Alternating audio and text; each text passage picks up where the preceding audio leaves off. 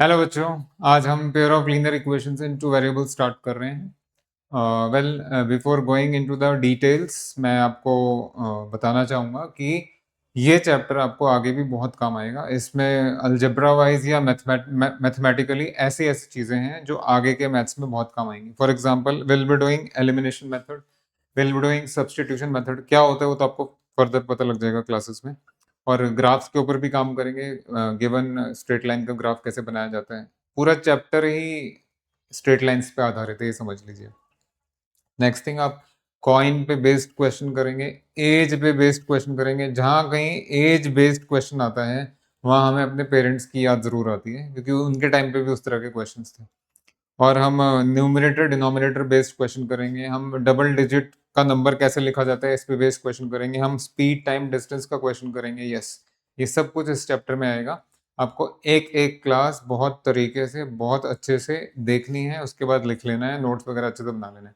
आपने एक भी क्लास अगर मिस किया तो आप आगे की क्लासेस में सफर कर सकते हैं। चलिए मैं जरा शुरू करता हूँ। बेटा शुरू करने से पहले देखिए, प्री रिक्विजिट्स मतलब ये चैप्टर में आगे बढ़ने के लिए आपको क्या क्या चीज पता होनी चाहिए। दो चीजें तो सामने लिखी है, अब बात करते हैं इस पे। सारा काम आपका लीनियर इक्वेशंस में है। दो वेरिएबल का इक्वेशन है। Just wait for a second.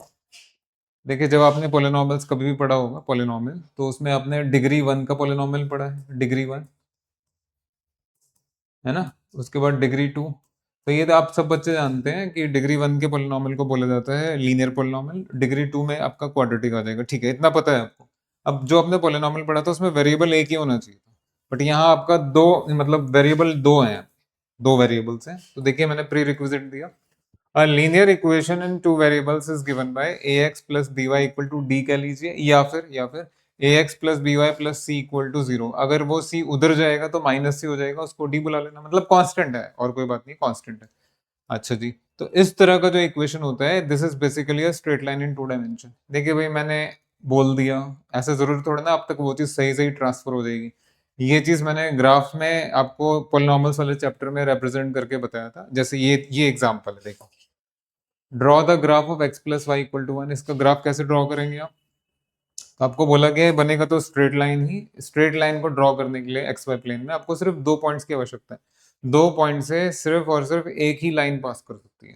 तो टू डायमेंशन में दो पॉइंट्स किसी तरह निकाल लीजिए कि वो लाइन उन दो पॉइंट से पास कर दीजिए, दैट्स इट। तो उसके लिए आप क्या करेंगे बच्चे, x को 0 पुट करेंगे तो y का वैल्यू निकाल लीजिए 1। इसी तरीके से y को 0 पुट करेंगे तो x का वैल्यू निकाल लीजिए 1। तो ये पॉइंट्स आ गए आपके 0 1 एंड 1 0। ये आराम से ड्रॉ हो जाएगा, बहुत आराम से ड्रॉ हो जाएगा।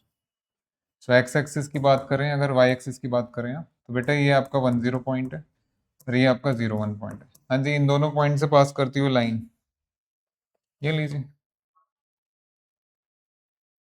इस लाइन का क्या नाम है? इस लाइन का नाम है x plus y equal to 1।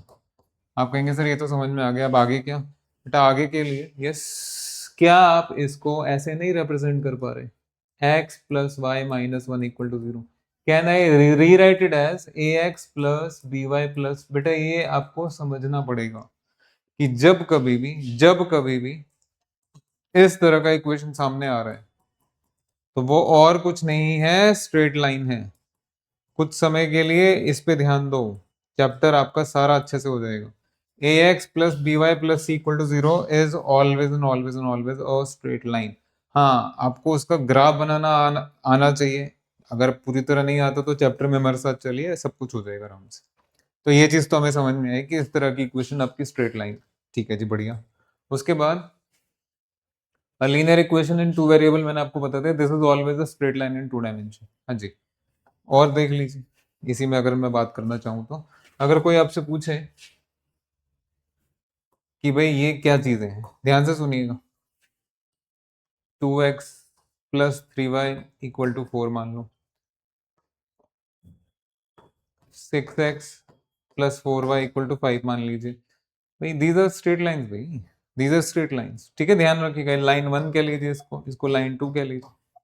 बढ़िया। कैसे होगा सर? ये आप ड्रॉ कर लीजिए, ऐसे ही आराम से हो जाएगा। Next, how do two given lines behave? भैया पूरा चैप्टर ही यही है। और आपको हाँ डिटेल्स में, मतलब स्टेप बाय स्टेप, स्टेप 1 में ऐसे होगा, स्टेप 2 में ऐसे होगा, फिर फर्दर क्लासेस में ऐसे होगा, एडवांस करते जाएंगे। अभी के लिए समझो अगर मैंने आपको दो स्ट्रेट लाइंस दे दी हैं टू डायमेंशन में एक्स वाई प्लेन में, तो कैसे कैसे बिहेव कर सकती हैं? देखिए, आप बच्चे की तरह बात कर सकते हैं। भाई आपको दो स्ट्रेट लाइंस दी गई हैं, तो आप कहेंगे भाई या तो लाइन वन ऐसे ले लीजिए L1, लाइन टू ऐसे ले लीजिए, एक पॉइंट पे इंटरसेक्ट कर रहा है, बढ़िया। या फिर ये दोनों लाइंस पैरेलल पैरेलल आ जाएंगी, बिल्कुल आ सकती हैं, L1 L2 पैरेलल। या फिर पहली लाइन ऐसे है L1, बेटा दूसरी लाइन इसको पास लेके जाइए, इतनी पास आ गई कि इसके ऊपर ही चढ़ गई, सो ये L1 इक्वल टू L2। फर्क दिख रहा होगा आपको कलर में। ये तीन सिचुएशंस के अलावा there is no fourth situation, there is no other situation. दो स्ट्रेट लाइंस टू डायमेंशन यानी एक्स वाई प्लेन में कैसे कैसे बिहेव कर सकती हैं, ऐसे बिहेव कर सकती हैं। इसको बोलेंगे इंटरसेक्टिंग एट वन पॉइंट, इसको बोलेंगे पैरेलल, और ये है आपका कोइंसिडेंट लाइंस। हाँ, अगर आप थोड़ा अच्छे से देख पा रहे हैं, ये दोनों लाइंस हर पॉइंट पे मिल रही हैं, यानी हर पॉइंट पे इंटरसेक्ट कर रही हैं, कह सकते हैं हाल फिलहाल। कोइंसिडेंस याद रखिएगा, कोइंसिडेंस का मतलब आपको पता क्या है, तो these lines are called coincident lines. अच्छा जी, ये ग्राफिकली समझ में आ गया। सबसे जरूरी प्री रिक्विजिट के भी ऊपर यही है कि ग्राफिकली बच्चे को समझ में आ जाए। अब मैं इसमें डिटेल में जा रहा हूँ। बेटा ये इंटरसेक्टिंग है, कम से कम एक पॉइंट पे मिल रहा है, ये किसी पॉइंट पे नहीं मिल रही है, ये हर पॉइंट पे मिल रही है। सबसे अच्छा सिचुएशन है, सबसे बढ़िया सिचुएशन है।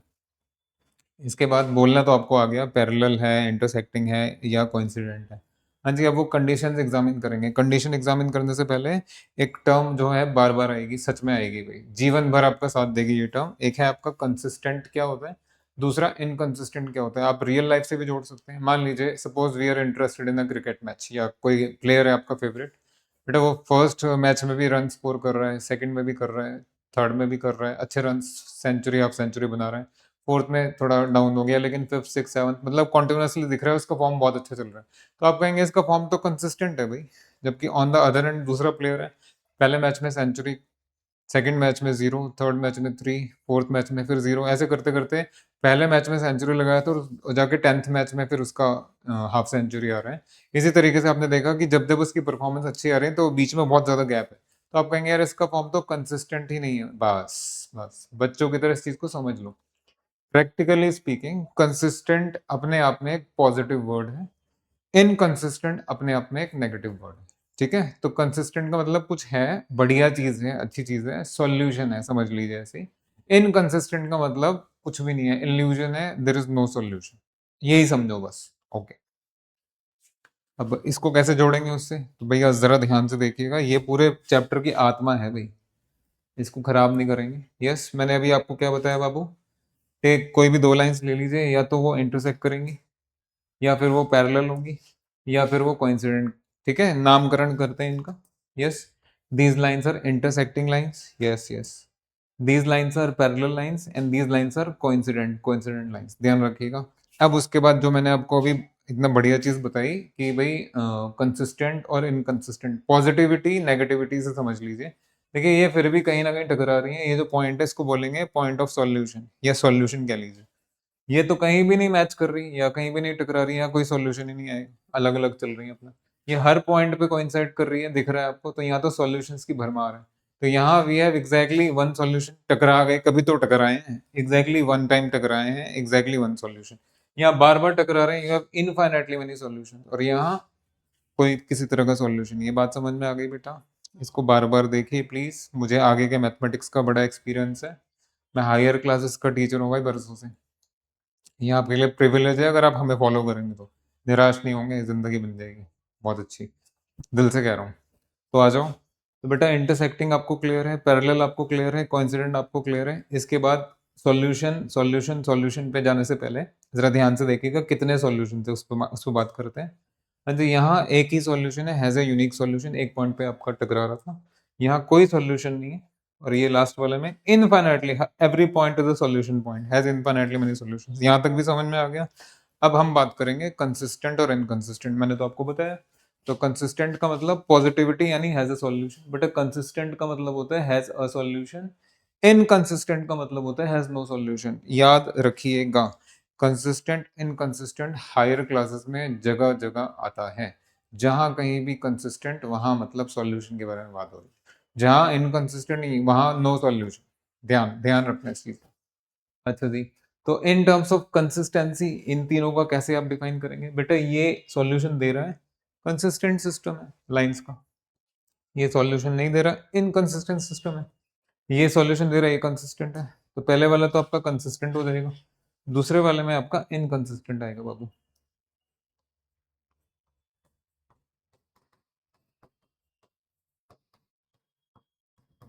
और लास्ट वाले में भी आपका कंसिस्टेंट आएगा।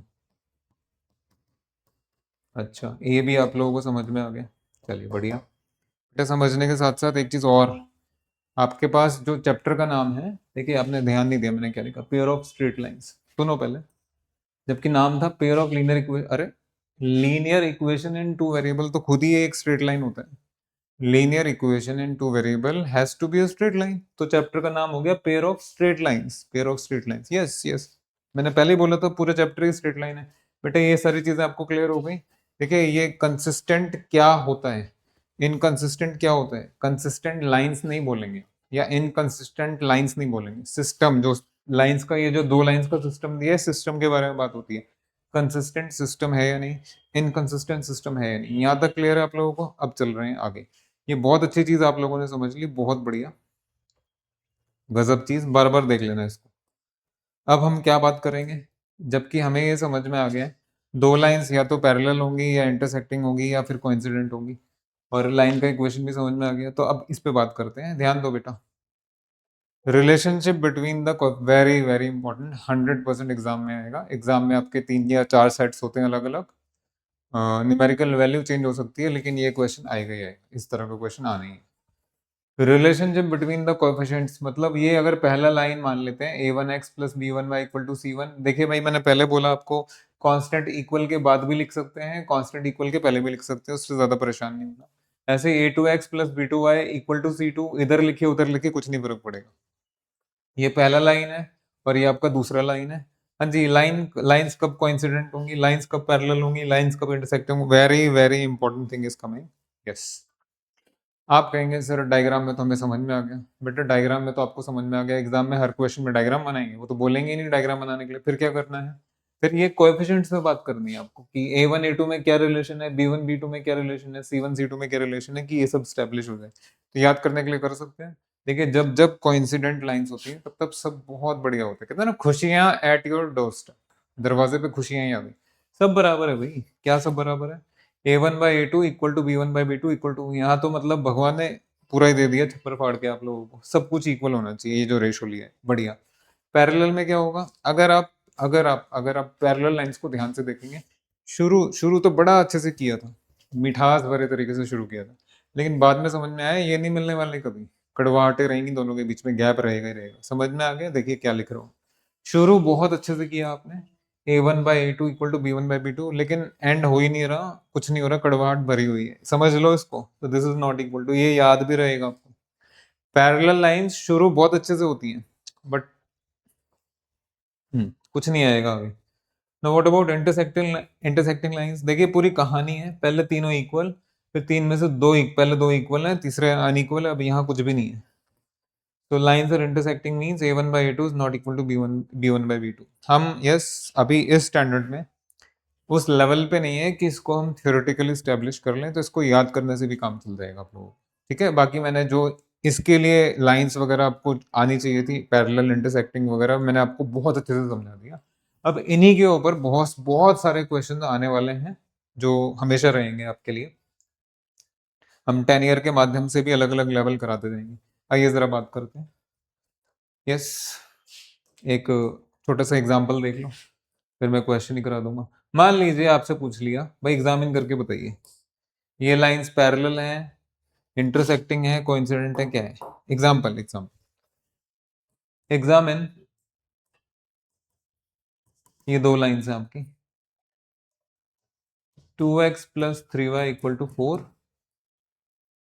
And 4x plus 6y equal to 5। तो आप क्या कहेंगे, पहले वाली लाइन को मान लेते हैं ax प्लस by, मतलब a1x plus b1y equal to c1, और दूसरे को ये मान लेते हैं, ठीक है, ऐसे करके। उसके बाद फटाफट आ जाओ, देखो बाबू ध्यान से देखो, आ जाएगा, मजेदार तरीके से हो जाएगा मेरे प्यारे प्यारे बेटा। What is a1/a2? हाँ जी, a1/a2 is 2/4 which is 1/2. What is b1/b2? b1/b2 is 3/6 which is again 1/2, but it is C1/C2 जो इक्वल नहीं आएगा, हाफ के इक्वल नहीं आएगा। तो यहाँ से क्या पता लगा बाबू, यहाँ से ये पता लगा कि A1/A2 is equal to B1/B2 but is not equal to C1/C2। तो जैसे आपको बताया था, शुरू बहुत अच्छा हुआ लेकिन एंड तक आते आते कड़वाहट आ गई। दैट इज लाइंस कैसी बनेंगी बाबू, लाइंस आर पैरेलल। ठीक है, ये तो हो गया याद करने वाला हिसाब किताब। अब अगर आपको सच में एग्जामिन करना है कि पैरेलल है या नहीं है, have a diagram, let's have a diagram. भाई इस इक्वेशन का डायग्राम बनाइए, अलग से इसका बनाइए, एक ही प्लेन में बनाइएगा और देखिएगा ये दोनों तो पैरेलल चल रही हैं, ऐसे इस तरीके से चल रही है, पहला लाइन ऐसे, दूसरा लाइन भी ऐसे चल रहा है। बना सकते हैं, घर पे बैठ के बनाते रहना। ठीक है, नेक्स्ट थिंग, मतलब एग्जैक्ट अगर डायग्राम की बात करें तो ये इस तरीके से बन जाएगा, कुछ बनेगा इस तरीके से बन जाएगा, बना लीजिएगा फर्स्ट इक्वेशन का, सेकंड इक्वेशन का। राइट नाउ इन सब पे based questions, questions and questions आ जाओ। And the first question, on comparing the ratios A1/A2, B1/B2 and C1/C2, find out whether the lines representing the following pair of equations are intersecting है, parallel है, coincident है, क्या है। अगर ये examine हो जाए उसके बाद बताइए कंसिस्टेंसी के बारे में क्या कहना है, वो तो मैं आपको बता ही चुका हूँ। जब सॉल्यूशन मिलेगा तो कंसिस्टेंट है, जब सॉल्यूशन नहीं मिलेगा तो इनकंसिस्टेंट है। आइए जरा बात करते हैं। बेटा यहाँ आपको दिख रहा है A1/A2, B1/B2, C1/C2, यहाँ भी A1 है ना, सब आराम से हो जाएगा, ये भी हो जाएगा। आ जाओ जरा फटाफट आओ। तो पहले वाला, yes, A1/A2 is 5/7, B1/B2 is -4/6। भाई ये तो A1/A2 और B1/B2 ही बराबर नहीं है। जब दोनों बराबर नहीं है तो इंटरसेक्टिंग, एक बार टकरा के छूट गए, हाँ कह सकते हैं। So A1/A2 is not equal to B1/B2, therefore the lines are intersecting. बढ़िया, अब आगे आइए। यहाँ A1/A2 9/18, B1/B2 3/6, 9/18 is 1/2, 3/6 is 1/2, 12/24 is 1/2। बढ़िया, ये तो बहुत अच्छी चीज है, कोइंसिडेंट लाइंस आने वाली है। A1/A2, B1/B2, C1/C2, तीनों का वैल्यू 1/2 आ गया। उसके बाद A1/A2 is equal to B1/B2 is equal to C1/C2, therefore lines are coincident। Next ये वाला, हाँ जी, यहाँ भी रेशोज लेंगे। 6/2, -3/-1 और 10/9। दिख रहा है आपको 6/2 कितना होता है बाबू, 6/2 इज 3 +3, -3/-1 इज ऑल्सो +3। अरे तो इक्वल आ गए, देखिए कितना इक्वल आएगा। सो ये +3 है, ये -3/-1 इज ऑल्सो +3, बट C1/C2 जब लिया आपने 10/9, तो ये दोनों तो बराबर है बट लास्ट वाला इक्वल नहीं है। तो शुरू अच्छा किया था लेकिन खत्म नहीं हुआ, खत्म हुआ ही नहीं, कभी खत्म नहीं हुआ। पैरेलल लाइंस ऐसी बिहेव करती हैं। तो A1/A2 is equal to B1/B2 but not equal to C1/C2। तो लाइंस कैसी होगी बाबू, पैरेलल, पैरेलल। अब इसके बाद इतना तो आप लोग कर लेंगे कैसे भी। बेटा वो जो पूछा है उन्होंने कंसिस्टेंसी, तो उसके लिए मैं थोड़ी सी चीजें बता देता हूँ, ध्यान देंगे आप लोग।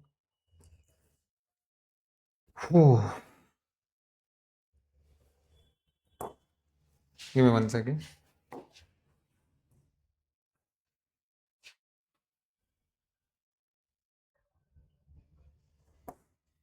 आ जाओ। यस बेटा, यहाँ लाइंस इंटरसेक्टिंग है। अगर आपके दिमाग में डायग्राम है तो एक पॉइंट पे तो कोइंसाइड कर रहे हैं, एक सॉल्यूशन है, तो system is consistent. That is the system is consistent.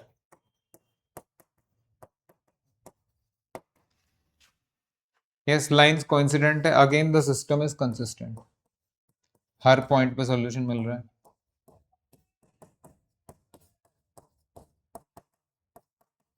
जबकि ये लास्ट वाले में देख सकते हैं लाइंस पैरेलल है, डायग्राम आप सबके सामने होता ही है दिमाग में, वो बना बना के बताया। पैरेलल लाइंस कभी कोइंसाइड नहीं करेंगी, कभी भी, मतलब कभी इंटरसेक्ट भी नहीं करेंगी, कोइंसाइड भी नहीं करेंगी, वो तो दिख ही रहा है। बट वहां कोई सॉल्यूशन नहीं मिलेगा। तो यहाँ क्या लिखोगे, सिस्टम इज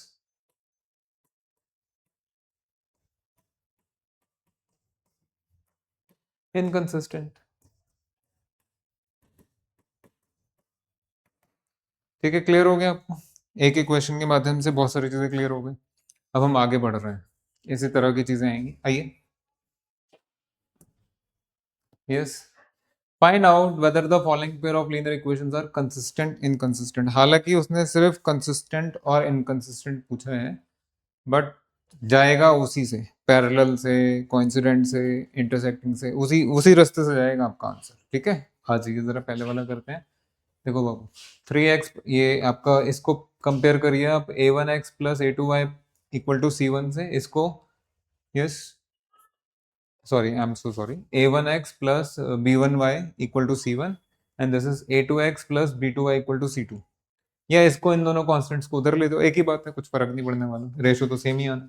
आइए, a1 by a2 is 3/2, b1 by b2 is 2 by -3। अरे ये नंबर और ये नंबर तो बराबर ही नहीं है, बराबर नहीं है तो एक बार टकरा के काम खत्म।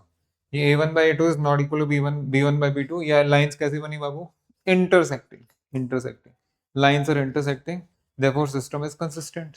ठीक है, क्लियर हो गया। ऐसे दूसरा a1 by a2 is 2 by 4, then b1 by b2 is -3 by -6, ये भी हाफ आएगा, ये भी हाफ आएगा, ये हाफ नहीं आएगा।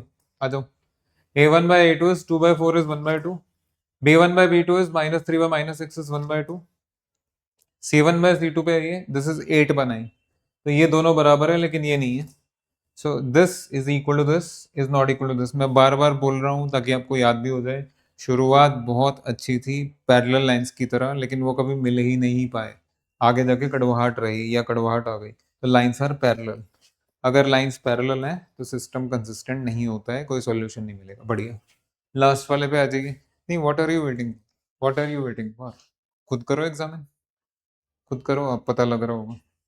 आगे बढ़ने से पहले ये जो क्वेश्चन है आपका, देखिए नेक्स्ट पेज पे ये क्वेश्चन है, मैं इसके लिए भी थोड़ा सा प्री रिक्विजिट बता देता हूँ, क्योंकि एग्जाम में हलवा पूरी नहीं आएगा, एग्जाम में इस तरह का ही क्वेश्चन आएगा। बेटा हम सब जानते हैं, आप भी जानते हैं, हम भी जानते हैं क्या, कि a बाय बी जब डिवाइड किया जाता है c बाय डी से तो क्या बनता है। तो बेटा a by b as it is रहने दो, और ये जो c बाय डी आपको दिख रहा है इसकी जगह आ जाएगा d बाय सी। इतनी अकल आप में होनी चाहिए, नहीं तो क्वेश्चन नहीं होगा आपसे, क्वेश्चन आपसे नहीं होगा। अभी और देखो, मान लो मेरे पास है 2/3 डिवाइड बाय 5/4, तो बेटा 2/3 को 2/3 रहने दो, बट ये 5/4 क्या हो जाएगा, 4/5। ठीक है, जो भी फाइनल आंसर आएगा। अभी रुकिए रुकिए रुकिए, शांति प्रभु शांति। मान लीजिए आपके पास है 5/2 डिवाइडेड बाय 7। अब ये तो बड़ा धर्म संकट आ गया, 5/2 इज ओके, दिस इज 7, तो 7 को 7/1 लिख दीजिए, इसको 5/2 को 5/2 रहने दीजिए, 7 को 7/1 लिख दीजिए। अब बताइए, ये अलग है, ये अलग है, ये उन्होंने क्या बनेगा, 5/2 इंटू यस 1/7। भाई ये है देखने लायक चीज, सुनने लायक चीज, समझने लायक चीज। इसी के भी आप तो ऐसे टफ क्वेश्चन होंगे आपसे। और देखो, सपोज आई है -3/4 डिवाइड बाय 2, एग्जाम्पल के लिए बेटा मैं इसको लिखूंगा -3/4 डिवाइडेड बाय 2/1, माइनस का 3/4 एज इट इज रहेगा और ये 1/2 हो जाएगा, तो फाइनल आंसर आ गया आपका -3/8। आई थिंक अब ये आसानी से हो जाएगा, मैं बता देता हूँ थोड़ा सा। सबसे पहले इसको मान लो a1x b1y equal to c1, और इसको मान लीजिए a2x b2y equal to c2। हाँ जी, देयरफॉर आ जाओ बेटा a1/a2। देखिए मैं पूरी जिम्मेदारी से आपके साथ हूँ, आप भी थोड़ी जिम्मेदारी दिखाइए। सॉरी, a1/a2, बहुत ध्यान से देखना बेटा। a1 की जगह क्या है 3/2, और a2 की जगह क्या है 9, अभी तो समझाया था। सो इट इज 3/2 इंटू 9/1 है ना, so it is 3/2 as it is into 1/9। देखिए सब कुछ चला जाएगा आपके हाथ से अगर आप ढंग से नहीं पढ़ेंगे तो। 3 × 3, तो बेटा ये आ गया आपका 1/6, आप देख सकते हैं।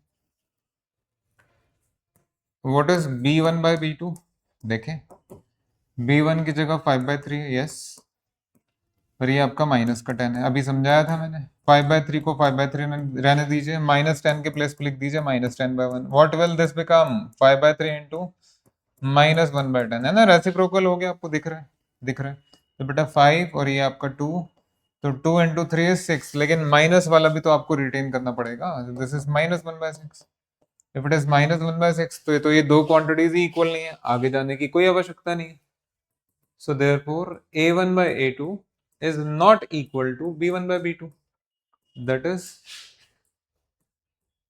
these lines are क्या बाबू, intersecting। हाँ जी, intersecting lines अगर हैं तो क्या आपका सिस्टम कंसिस्टेंट बनेगा, 100%, 100%।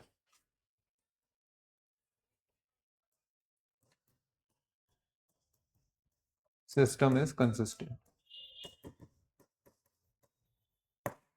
ठीक है। हो गया है? तो ये चेक कर लेना आप लोग भाई। देखो कैलकुलेशन में मिस्टेक हो सकती है, मुझसे भी हो जाती है, बट कंसेप्ट में मिस्टेक नहीं होनी चाहिए।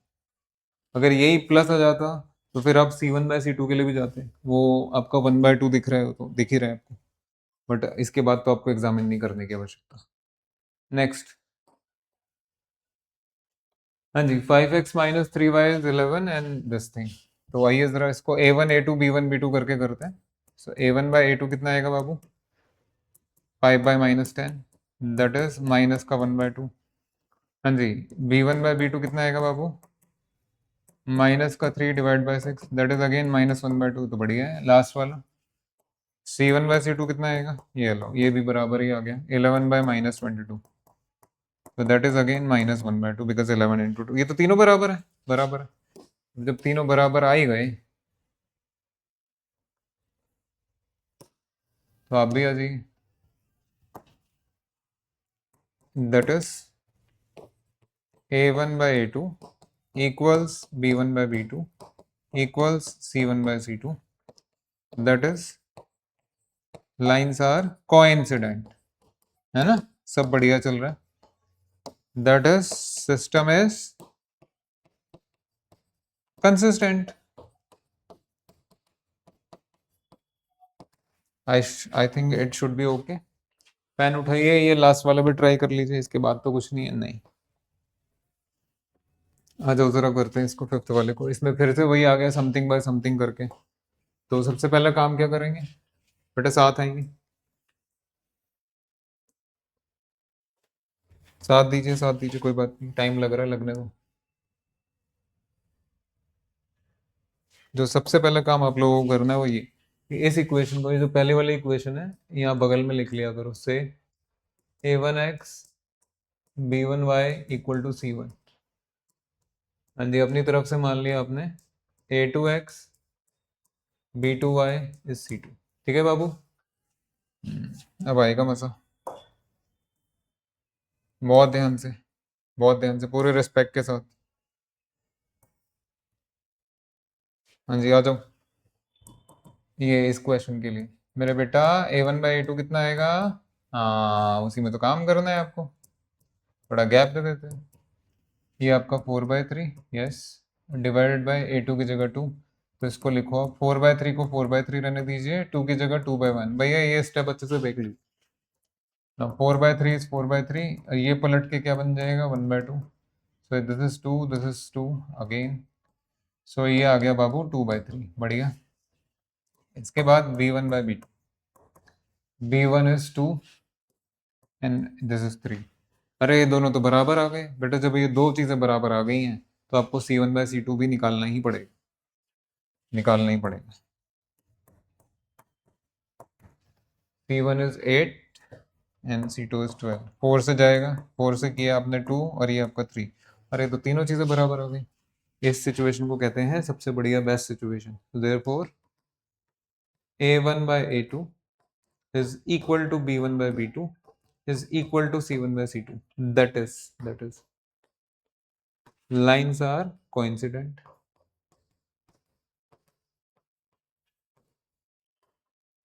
that is system is consistent।